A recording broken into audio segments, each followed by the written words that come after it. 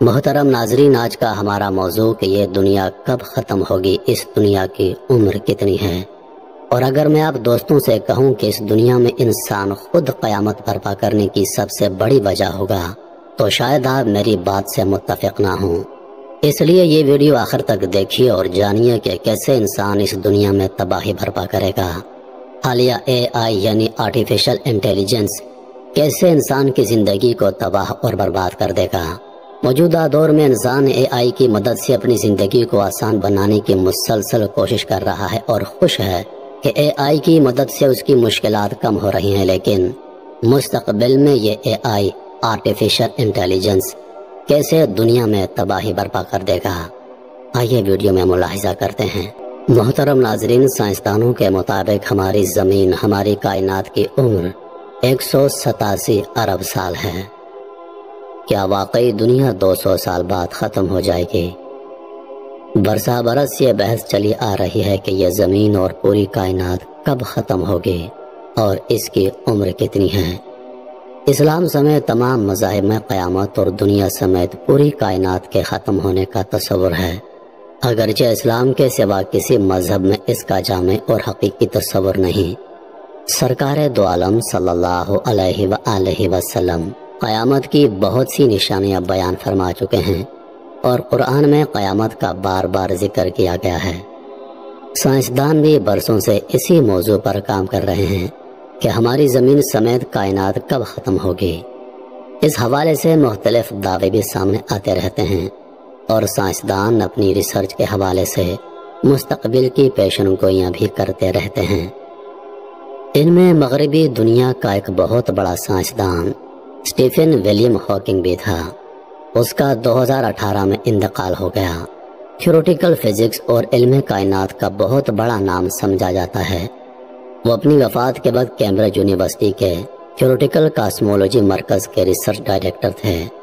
کائنات اور اس کے حقائق سے متعلق ان کی پیشن گوئیوں نے ساری دنیا کو حیرت میں ڈال دیا۔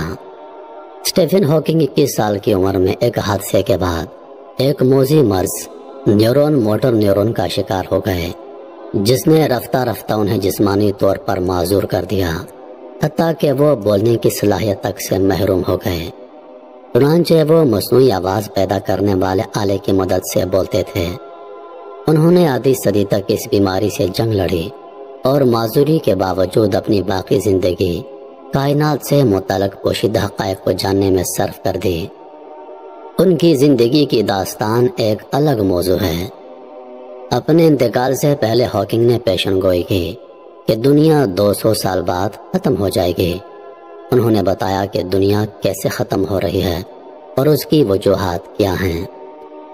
پہلی پیشن گوئی کے مطابق دنیا کسی بھی قسم کے خلائی تبدیلیوں کی وجہ سے نہیں بلکہ انسانوں کی ان ایجادات اور سرگرمیوں کی وجہ سے ختم ہو جائے گی جو وہ دنیا کی مزید ترقی کے لیے کر رہے ہیں، جیسے جنیاتی طور پر بنائی گئی ویکسین، جو ایک طرف تو کسی وائرس کو ختم کرنے کے لیے بنائی جا رہی ہیں اور دوسری جانب یہ ہمیں مزید نقصان پہنچا رہی ہیں۔ مثال کے طور پر فیڈ، یہ بظاہر تو ہماری خوراک پوری کرنے کے لیے بنائی گئی تھی، لیکن اس پر پلنے والی برائلر مرغی ہمیں فائدہ دینے کے بجائے نقصان دہ ثابت ہو رہی ہے۔ اس کے علاوہ کینسر خلیات کو ختم کرنے کے لیے مختلف قسم کے وائرس بنائے جا رہے ہیں، جو ایک طرف تو کینسر کے خلیوں کو بڑھنے سے روکتے ہیں، لیکن دوسری طرف ہمارے لیے مختلف پیچیدگیوں کا وجہ بن رہے ہیں۔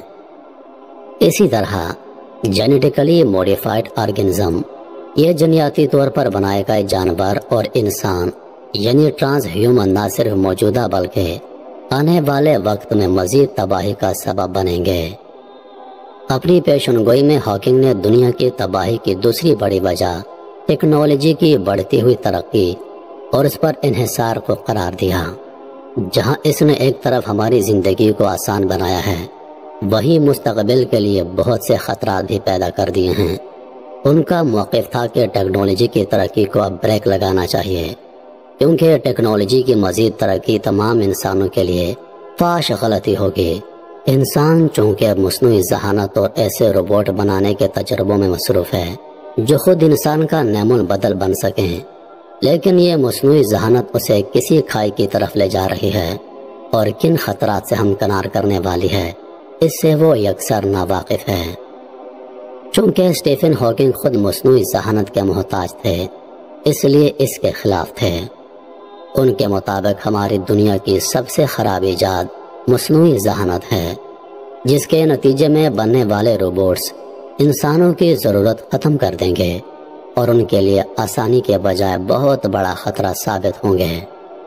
ان کی تیسری پیشن گوئی تھی کہ دوسرے سیاروں سے آنے والی خلائی مخلوق اس کرۂ ارض پر قبضہ کر لے گی۔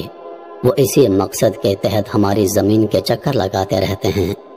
وہ کہتے ہیں کہ سوال یہ ہے کہ ایلین آخر اس دنیا پر ہی قابض کیوں ہونا چاہتے ہیں، تو ان کے مقاصد جاننے سے پہلے بینگ بینگ تھیوری کو سمجھنا ہوگا، جس کے مطابق ہماری زمین اور دیگر سیارے کسی دوسرے ستارے کے پھٹنے سے وجود میں آئے۔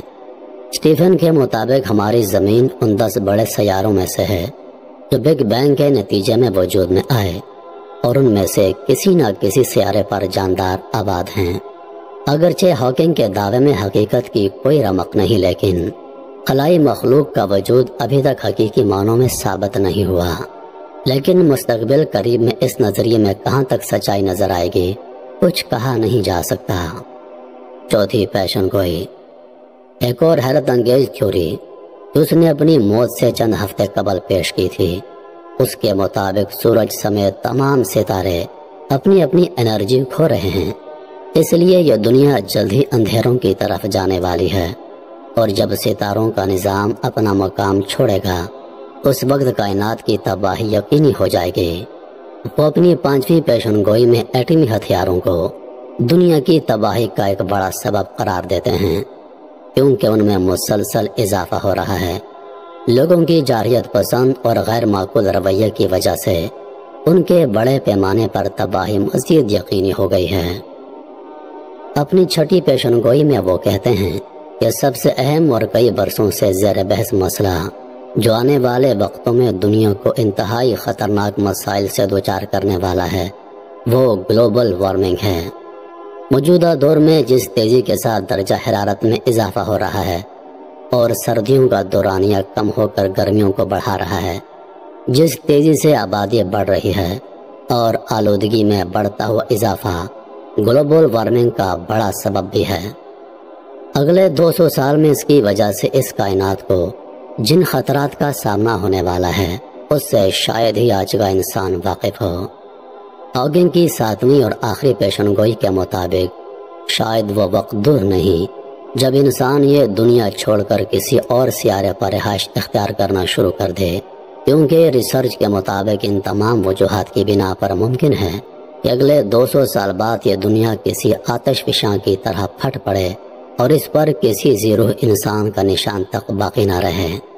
اس کا کہنا ہے کہ 200 سال بعد یہ زمین مکمل طور پر ختم ہو جائے گی، اس لیے انسان کا اگلا ٹھکانہ مریخ ہے، جس کے تناظر میں سائنسدان دن رات تحقیق کر رہے ہیں، لیکن وہ اس حقیقت سے شاید واقف ہیں کہ قیامت ہر انسان اور جن کے برپا کی جائے گی اور اللہ رب العزت کے سوا ہر جاندار کو فنا ہونا ہے۔